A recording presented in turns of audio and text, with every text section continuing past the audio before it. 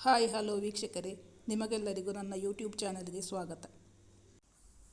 ಇಚ್ಛಾ ಆಯುಷ್ ರೊಮ್ಯಾಂಟಿಕ್ ಪ್ರೇಮಕತೆ ಭಾಗ 22. ಇಚ್ಛಾಳ ಮುಖವಾಗಲೇ ರಂಗೇರಿತ್ತು. ಅನ್ವಿತಾ ಅವಳ ಕಾಲು ಎಳೆಯಲೆಂದು, ಏನ್ ಬ್ರೋ, ಏನು ಮಾಡಿದ್ದೀರಾ ನಿಮ್ಮ ಹುಡುಗಿನ? ಅದಕ್ಕೂ ನನಗೂ ಸಂಬಂಧನೇ ಇಲ್ಲ, ನಾನೇನೂ ಮಾಡಿಲ್ಲ ಸಿಸ್ಟರ್, ನಾನು ಇಷ್ಟು ದೂರ ಕೂತ್ಕೊಂಡಿದ್ದೀನಿ, ಆಯುಷ್ ಬೇಕೆಂದೇ ಹೇಳಿದ. ಇಚ್ಛಾಳ ರಂಗೇರಿದ ಮುಖವನ್ನು ಕಣ್ಸೆರೆ ಹಿಡಿಯುತ್ತಾ, thank you madam, thank you so much. ಹೊಟ್ಟೆ ತಾಳ ಹಾಕ್ತಾ ಇದೆ, ಊಟಕ್ಕೆ ಹೋಟೆಲ್ಗೆ ಹೋಗೋಣ. ಆಗ ನೀವು ಮಾತಾಡೋಕೆ ಹೋಟೆಲ್ಗೆ ಹೋಗೋಣ ಅಂದ್ರಲ್ಲ ಮೇಡಮ್, ಆಗ ಧೈರ್ಯ ಇರಲಿಲ್ಲ, ಈಗ ಧೈರ್ಯವಾಗಿ ಹೇಳ್ತಿದ್ದೀನಿ. ಇಚ್ಛಾಳತ್ತ ನೋಡಿ ಕಣ್ಣು ಹೊಡೆದ ಆಯುಷ್. ಇನ್ನೂ ಲೇಟಾದರೆ ಹೋಟೆಲಲ್ಲಿ ಊಟ ಸಿಗಲ್ಲ, ಊಟ ಮಾಡ್ತಾ ಅಲ್ಲೇ ಎಲ್ಲ ಕ್ಲಾರಿಫೈ ಮಾಡ್ತೀನಿ. ಮತ್ತೆ 10 ನಿಮಿಷಕ್ಕೆ ಗೆಳತಿಯರಿಬ್ಬರು ರೆಡಿಯಾಗಿ ಹೋಟೆಲಿಗೆ ಹೋಗಲು ತಯಾರಾಗಿ ಬಂದಿದ್ದರು. ಹೋಟೆಲಲ್ಲಿ ಅವರಿಗೆ ಮಾತಾಡಲು ಅನುಕೂಲವಾಗುವಂತೆ ಕಾರ್ನರ್ ಸೀಟೊಂದು ಹಿಡಿದು ಕುಳಿತರು.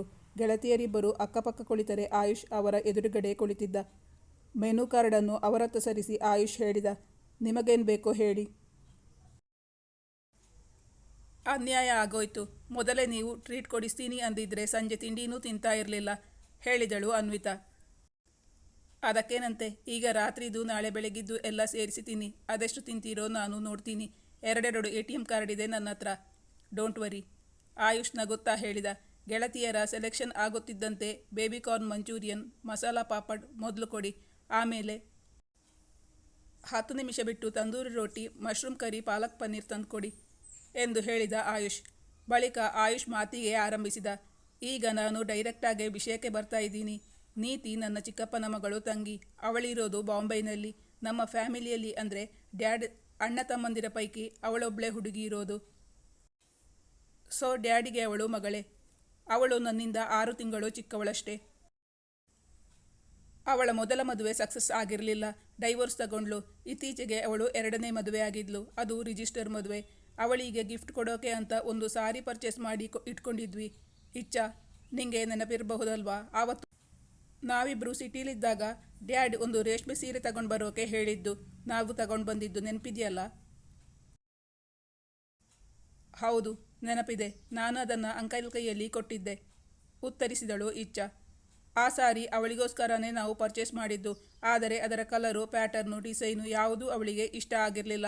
ಅವಳು ತುಂಬ ಕ್ಲೋಸ್ ಇರೋದ್ರಿಂದ ಡ್ಯಾಡ್ ಹತ್ರ ನೇರವಾಗಿ ಅದು ನನಗೆ ಇಷ್ಟ ಆಗಲಿಲ್ಲ, ಬೇಡ ಅಂತ ಹೇಳಿದ್ಲು.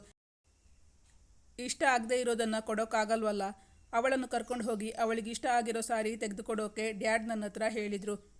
ಆಮೇಲೆ ಹೋಟೆಲ್ಗೆ ಹೋಗಿ ಬಂದ್ವಿ. ಈಗ ಆ ವಿಷಯ ಕ್ಲಾರಿಫೈ ಆಯಿತು ಅಂದ್ಕೊಂಡಿದ್ದೀನಿ. ಇಚ್ಛಾ, ಅದಲ್ಲಿ ಮುಚ್ಚಿಡೋ ಅಂಥದ್ದು ಏನೂ ಇರಲಿಲ್ಲ. ನೀನೆಲ್ಲಿ ನನ್ನ ನೋಡಿದೆ? ನಾನು ನಿನ್ನ ನೋಡೇ ಇರಲಿಲ್ಲ. ನೋಡಿದರೆ ಖಂಡಿತ ಆವತ್ತೇ ನಿಂಗೆ ಅವಳನ್ನು ಪರಿಚಯ ಮಾಡಿಬಿಡ್ತಿದ್ದೆ. ನೀನು ನನ್ನ ನೋಡಿದ ತಕ್ಷಣ ಬಂದು ಮಾತಾಡಿಸೋದು ತಾನೆ, ಯಾಕೆ ಬಂದು ನನ್ನ ಹತ್ರ ಮಾತಾಡಿಸಲಿಲ್ಲ? ಆದರೆ ಇಚ್ಛಾ ಅಂದುಕೊಂಡಿದ್ದೇ ಬೇರೆ. ಅವಳು ಅವನ ಗರ್ಲ್ ಫ್ರೆಂಡ್ ಎಂದುಕೊಂಡಿದ್ದಳಲ್ಲ, ಆದ್ದರಿಂದ ಹೋಗಿ ಮಾತಾಡಿಸಿರಲಿಲ್ಲ. ಈಗ ಅನ್ವಿತಾ ಜೋರಾಗಿ ನಗುತ್ತಾ ಹೇಳಿದಳು, ಆವತ್ತು ನಾವು ದಿಶಾ ಬರ್ತ್ಡೇಗೆ ಗಿಫ್ಟ್ ಕೊಡೋಕೆ ಡ್ರೆಸ್ ತಗೊಳ್ಳೋಕೆ ಅಂತ ಬಂದಿದ್ವಿ. ನಾನು ಇಚ್ಛಾ ಜೊತೆಗಿದ್ದೆ.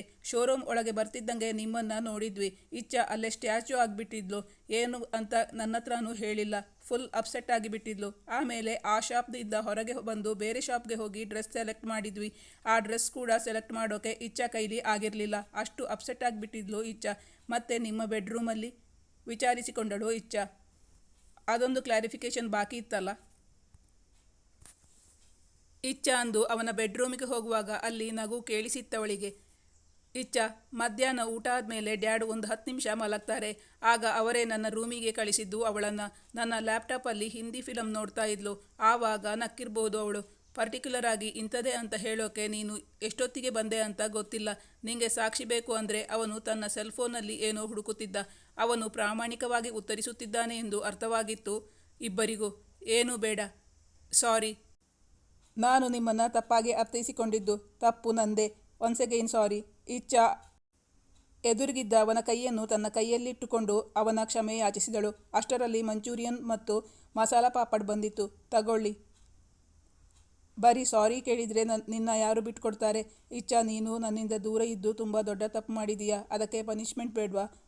ನೀನು ಬೇಡ ಅಂದರೂ ನಾನು ಪನಿಷ್ಮೆಂಟ್ ಕೊಟ್ಟೇ ಕೊಡ್ತೀನಿ. ಈ ವೀಕೆಂಡ್ ನೀನು ನನ್ನ ಜೊತೆನೇ ಇರಬೇಕು, ನಾವೆಲ್ಲಾದರೂ ಸುತ್ತಾಡ್ಕೊಂಡು ಬರೋಣ. ಆಯುಷ್ ತನ್ನ ಮನದ ಆಸೆಯನ್ನು ಅವಳಲ್ಲಿ ಹೇಳಿಕೊಂಡ. ಅವಳತ್ತಲೇ ಆರಾಧನಾ ಭಾವದಿಂದ ನೋಡುತ್ತಾ, ಇಚ್ಛಾ ಗಲಿಬಿಲಿ ನೋಟ ಬೀರಿದಳು ಅವನತ್ತ. ಪ್ಲೀಸ್ ಆಯುಷ್, ಇದೆಲ್ಲ ಸಾಧ್ಯನೇ ಇಲ್ಲ. ನಾನಿನ್ನು ಮನೆಯಲ್ಲಿ ನಮ್ಮಿಬ್ಬರ ಬಗ್ಗೆ ಏನೂ ಹೇಳಿಲ್ಲ. ಅಲ್ಲದೆ ಅಕ್ಕಂಗೆ ನಮ್ಮಿಬ್ಬರ ಮೇಲೆ ಅನುಮಾನ ಬಂದಿದೆ. ಮೊದಲೇ ಇಲ್ಲದ್ದೆಲ್ಲ ಹೇಳಿ ಅಮ್ಮನ ತಲೆ ತಿಂತಾ ಇದ್ದಾಳೆ. ನಾನು ಮತ್ತು ಅಕ್ಕ ಒಂದೇ ರೂಮ್ ಶೇರ್ ಮಾಡ್ತೀವಲ್ಲ, ಆ ಮನೆಯಲ್ಲಿ ನನಗೆ ಮುಕ್ತವಾಗಿ ಅಳೋಕ್ಕೂ ಸಾಧ್ಯ ಆಗ್ತಾ ಇರಲಿಲ್ಲ. ಅದಕ್ಕೋಸ್ಕರ ನಾನು ಇಲ್ಲಿ ಬಂದಿದ್ದು. ನಮ್ಮ ಮನೆಯಿಂದ ಹಾಗೆಲ್ಲ ಎಲ್ಲೂ ಕಳಿಸಲ್ಲ. ನನ್ನಿಂದಾಗಿ ಅಪ್ಪನ ಆರೋಗ್ಯ ಏರುಪೇರಾಗೋದು ನನಗೆ ಸ್ವಲ್ಪನೂ ಇಷ್ಟ ಇಲ್ಲ. ಮೊನ್ನೆ ಅವಳಿಗೂ ಇಶಾಗೂ ನಡೆದ ಸಂಭಾಷಣೆಯನ್ನು ಸೂಕ್ಷ್ಮವಾಗಿ ಹೇಳಿದಳು ಇಚ್ಛಾ ಆಯುಷ್ನ ಆಸೆಯನ್ನು ಸಾರಾಸಗಟಾಗಿ ತಳ್ಳಿ ಹಾಕಿಬಿಟ್ಟಿದ್ದಳು. ಆದರೆ ಆಯುಷ್ಗೆ ಅಷ್ಟು ಸುಲಭವಾಗಿ ಸೋಲೊಪ್ಪಿಕೊಳ್ಳಲು ತಯಾರಿರಲಿಲ್ಲ. ಅವನು ತನ್ನ ಮನದಾಸೆಯನ್ನು ಈಡೇರಿಸಲೇಬೇಕೆಂದುಕೊಂಡಿದ್ದ. ಇಚ್ಛಾ, ಅದೆಲ್ಲ ನನಗೆ ಬಿಟ್ಬಿಡು. ನಾನು ನಿಮ್ಮ ಮನೆಗೆ ಬಂದು ಅಂಕಲ್ ಹತ್ರ ಪರ್ಮಿಷನ್ ತಗೋತೀನಿ. ಅಂಕಲ್ ನನ್ನ ಜೊತೆ ನಿನ್ನ ಖಂಡಿತ ಕಳಿಸ್ತಾರೆ. ನೀನು ಎಸ್ ಅಂದರೆ ಸಾಕು, ಮುಂದಿಂದು ನಾನು ನೋಡ್ಕೋತೀನಿ. ನಾವಿಬ್ಬರೇ ಹೋಗೋದು ಅಂದರೆ ನಿಮ್ಮನೇಲಿ ಬೇಡ ಅಂತಾರೆ. ನೀನು ನಿನ್ನ ಉಳಿದ ಫ್ರೆಂಡ್ಸನ್ನು ಕರ್ಕೋ, ಒಟ್ಟಿಗೆ ಹೋಗೋಣ. ನಮ್ಮಿಬ್ಬರ ವಿಚಾರ ಅನ್ವಿತಾಗೆ ಮಾತ್ರ ಗೊತ್ತು. ದಿಶಾಗೆ ನಾನಿನ್ನೂ ಹೇಳೇ ಇಲ್ಲ, ಹೇಳಿದಳು ಇಚ್ಛಾ. ಅವನು ಅನ್ವಿತಾ ಕಡೆ ತಿರುಗಿ ಹೇಳಿದ, ಮೇಡಮ್, ನಂದೊಂದು ಸ್ಮಾಲ್ ರಿಕ್ವೆಸ್ಟ್. ಅವನ ರಿಕ್ವೆಸ್ಟ್ ಏನು ಎಂದು ಅನ್ವಿತಾಗೆ ಅರ್ಥವಾಗಿತ್ತು. ಮೇಡಮ್ ಅಂದರೆ ನಾನು ಕೋಲು ತಗೊಂಡು ಬರಬೇಕಾಗುತ್ತೆ.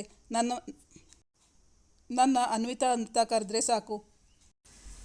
ಮತ್ತೆ ನಾನು ನಿಮ್ಮನ್ನು ಬ್ರೋ ಅಂತ ಕರೆಯಬಹುದು ತಾನೇ? ದಿಶಾಗೆ ಈ ವಿಚಾರ ಹೇಳಬೇಕು ಅಂತಲ್ವಾ? ನಾವಿಬ್ಬರು ನಿಮ್ಮ ಜೊತೆ ಬರಬೇಕು ಅಷ್ಟೇ ತಾನೇ? ಎಸ್, ನನಗೆ ಒಪ್ಪಿಗೆ ಇದೆ. ಇನ್ನು ದಿಶಾಗಂತೂ ಯಾರು ಕರೀತಾರೆ ಅಂತಾನೆ ಕಾಯ್ತಾ ಇರ್ತಾಳೆ. ಖಂಡಿತ ಬರ್ತಾಳೆ. Okay, done. ತನ್ನ ಕೈಯ ಹೆಬ್ಬೆರಳನ್ನು ಮೇಲೆತ್ತಿ ಒಪ್ಪಿಗೆ ಸೂಚಿಸಿದಳು ಅನ್ವಿತಾ. ಇಚ್ಛಾಳ ಕೆಲಸವನ್ನು ಸುಲಭ ಮಾಡಿಬಿಟ್ಟಳು ಅನ್ವಿತಾ. ಇಚ್ಛಾಳ ಮುಖ ಆಗಲೇ ರಂಗೇರಿತ್ತು. ಅದನ್ನು ಗಮನಿಸಿದ ಅನ್ವಿತಾ ಅವಳ ಕಾಲೆಳೆಯಲೆಂದು ಹೇಳಿದಳು, ಏನು ಬ್ರೋ, ಏನು ಮಾಡ್ತಿದ್ದೀರಾ ನಿಮ್ಮ ಹುಡುಗಿನ? ಅದಕ್ಕೂ ನನಗೂ ಸಂಬಂಧನೇ ಇಲ್ಲ. ನಾನೇನು ಮಾಡಿಲ್ಲಪ್ಪ ಸಿಸ್ಟರ್, ನಾನು ಇಷ್ಟು ದೂರ ಕೂತ್ಕೊಂಡಿದ್ದೀನಿ. ಆಯುಷ್ ಬೇಕೆಂದೇ ಇಚ್ಛಾಳ ಕಣ್ಸರಿ ಹಿಡಿಯುತ್ತಾ ಹೇಳಿದ. ಅಷ್ಟರಲ್ಲಿ ತಿಂಡಿ ಬಂದಿತ್ತು. ಹೌದು, ಅವಳು ನನ್ನ ಹುಡುಗಿನೇ. ನಾನು ನಿಮ್ಮ ಮುಂದೆನೇ ಹೇಳ್ತಾ ಇದ್ದೀನಿ ಸಿಸ್ಟರ್. ಇಚ್ಛಾ ಹೊರತು ಬೇರೆ ಯಾವ ಹುಡುಗಿ ನನ್ನ ಜೀವನದಲ್ಲಿ ಇದುವರೆಗೂ ಬಂದಿಲ್ಲ, ಇನ್ನು ಬರೋದೂ ಇಲ್ಲ.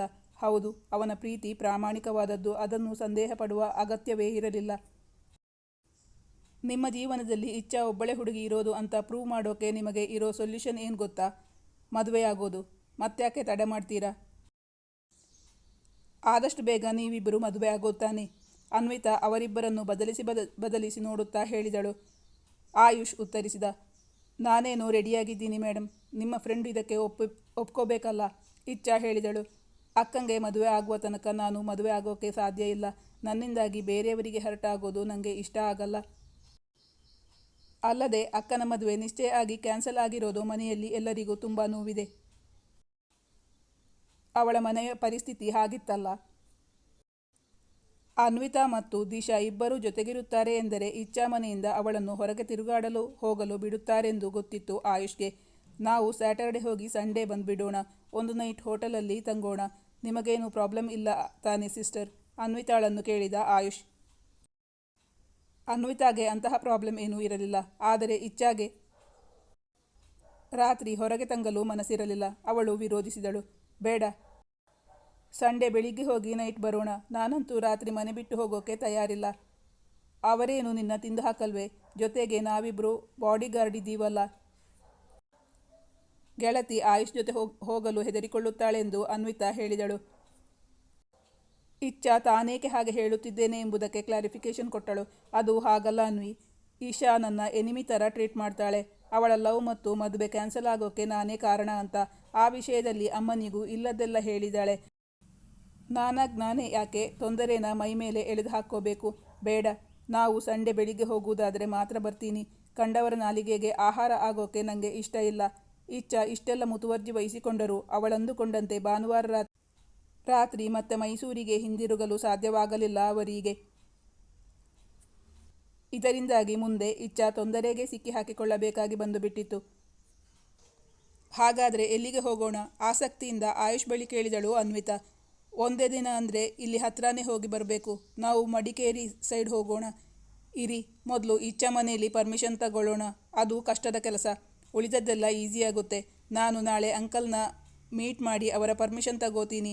ನಂಗವರು ಯಾವತ್ತೂ ಇಲ್ಲ ಅಂತ ಹೇಳೋದೇ ಇಲ್ಲ ಅನ್ನೋ ನಂಬಿಕೆ ಇದೆ, ಹೇಳಿದ ಆಯುಷ್. ಇಚ್ಛಾಗೆ ಸಂಕೋಚ ಜಾಸ್ತಿ. ಈ ವಿಷಯವನ್ನು ತಂದೆಯ ಬಳಿ ಪ್ರಸ್ತಾಪಿಸಲಾರಳು ಎಂದು ಅವನಿಗೆ ಗೊತ್ತಿತ್ತು. ಅನ್ವಿತಾ ತಂದೆ ತಾಯಿ ಇಂತಹ ವಿಷಯದಲ್ಲಿ ಅವಳಿಗೆ ಪೂರ್ತಿ ಸ್ವಾತಂತ್ರ್ಯ ಕೊಟ್ಟುಬಿಟ್ಟಿದ್ದರು. ಹಾಗೆಂದು ಅನ್ವಿತಾ ಕೆಟ್ಟ ಹುಡುಗಿಯೇನೂ ಆಗಿರಲಿಲ್ಲ. ಅವಳು ಹುಡುಗರೊಂದಿಗೆ ಮುಕ್ತವಾಗಿ ಮಾತಾಡುತ್ತಿದ್ದಳು. ಆದರೆ ಅವಳಿಗೆ ಯಾರೂ ಬಾಯ್ ಫ್ರೆಂಡ್ ಅಂತ ಇರಲಿಲ್ಲ. ಅವಳ ತಂದೆ ತಾಯಿಗೆ ಮಗಳ ಮೇಲೆ ಪೂರ್ತಿಯಾಗಿ ನಂಬಿಕೆ ಇತ್ತು. ಮರುದಿನವೇ ಇಚ್ಛಾ ಗೆಳತಿಯ ಮನೆಯಿಂದ ತನ್ನ ಮನೆಗೆ ಶಿಫ್ಟ್ ಆಗಿಬಿಟ್ಟಿದ್ದಳು. ಹಲೋ ಅಂಕಲ್, ನಾನು ಆಯುಷ್ ಮಾತಾಡ್ತಿರೋದು. ಚೆನ್ನಾಗಿದ್ದೀರಾ ಅಂಕಲ್? ಊಟ ಆಯ್ತಾ? ನಿಮ್ಮ ಹತ್ರ ಸ್ವಲ್ಪ ಮಾತಾಡಬೇಕಾಗಿತ್ತು. ನೀವು ಯಾವಾಗ ಫ್ರೀ ಆಗಿದ್ದೀರಾ ಅಂಕಲ್? ಶುಕ್ರವಾರ ಮಧ್ಯಾಹ್ನ ಈಶ್ವರ ಅವರಿಗೆ ಆಯುಷ್ ಕರೆ ಮಾಡಿದ್ದ. ಓ ಹಾಯ್, ನಾನು ಚೆನ್ನಾಗಿದ್ದೀನಿ. ಊಟ ಮಾಡಿ ಆಯಿತು. ನೀನು ಹೇಗಿದ್ದೀಯಾ? ನಿಂದು ಊಟ ಆಯಿತಾ? ಅವನನ್ನು ವಿಚಾರಿಸಿಕೊಂಡರು ಈಶ್ವರ್. ನಾನೀಗಲೇ ಫ್ರೀಯಾಗಿದ್ದೀನಿ, ಮಾತಾಡಬಹುದು. ಊಟ ಆಯಿತು ಅಂಕಲ್. ಅದು ನಾವು ಫ್ರೆಂಡ್ಸ್ ಎಲ್ಲ ಸೇರಿಕೊಂಡು ಈ ವೀಕೆಂಡ್ ಔಟಿಂಗ್ ಹೋಗೋಣ ಅಂತ ಇದ್ದೀವಿ. ಇಚ್ಛಾನ ಕಳಿಸಿಕೊಡೋಕ್ಕಾಗುತ್ತಾ ಅಂಕಲ್? ಇಚ್ಛಾಗೆ ಈಗಾಗಲೇ ಕೇಳಿದ್ದೀನಿ. ಅವಳು ನಮ್ಮ ಜೊತೆ ಬರಲ್ಲ ಅಂತ ಹೇಳಿದ್ಲು. ಒತ್ತಾಯ ಮಾಡಿದ್ದಕ್ಕೆ ಅವರು ನಿಮ್ಮ ಪರ್ಮಿಷನ್ ಬೇಕು ಅಂತ ಹೇಳಿದ್ಲು. ಅದಕ್ಕೆ ಕಾರಣವನ್ನು ಹೇಳಿದ.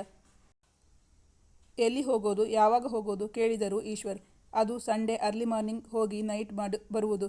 ಮಡಿಕೇರಿ ಅದರ ಆಸುಪಾಸು, ಹೇಳಿದ ಆಯುಷ್. ಅದಕ್ಕೇನಂತೆ, ಕರ್ಕೊಂಡು ಹೋಗು. ಗುಡ್ಡ ಬೆಟ್ಟ ಹತ್ತೋ ಹಾಗಿದ್ರೆ ಸ್ವಲ್ಪ ಜಾಗ್ರತೆ. ನೀನು ಜೊತೆಗಿರ್ತೀಯ ಅಂದಮೇಲೆ ನನಗೇನೂ ಭಯ ಇಲ್ಲ. ಅವರ ಜೊತೆಗೆ ಯಾರೆಲ್ಲ ಬರುತ್ತಿದ್ದಾರೆ ಎಂದು ಕೂಡ ವಿಚಾರಿಸಿಕೊಂಡಿರಲಿಲ್ಲ ಈಶ್ವರ್. ಸುಲಭವಾಗಿ ಅವನಿಗೆ ಒಪ್ಪಿಗೆ ಸಿಕ್ಕಿತ್ತು. ಈಶ್ವರ್ ಅವರಿಗೆ ಆಯುಷ್ ಮೇಲೆ ಅಷ್ಟು ನಂಬಿಕೆ ಇತ್ತು. ಆಯುಷಿಂದ ವಿಷಯ ತಿಳಿಯುತ್ತಿದ್ದಂತೆ ಇಚ್ಛಾಗೆ ತುಂಬ ಸಂತೋಷವಾಗಿತ್ತು. ಅವಳಿಗೂ ಅವನೊಂದಿಗೆ ಎಲ್ಲಾದರೂ ಹೋಗಬೇಕೆಂಬ ಆಸೆ ಇತ್ತು. ಅವಳೆಂದು ತನ್ನ ಮನದಾಸೆಯನ್ನು ಬಹಿರಂಗ ಪಡಿಸುತ್ತಿರಲಿಲ್ಲ. ಅದೇನು ಮೋಡಿ ಮಾಡಿದ್ರಿ ನಮ್ಮಪ್ಪಂಗೆ? ನಿಜವಾಗ್ಲೂ ಪಪ್ಪ ಒಪ್ಕೊಂಡಿದ್ದಾರಾ?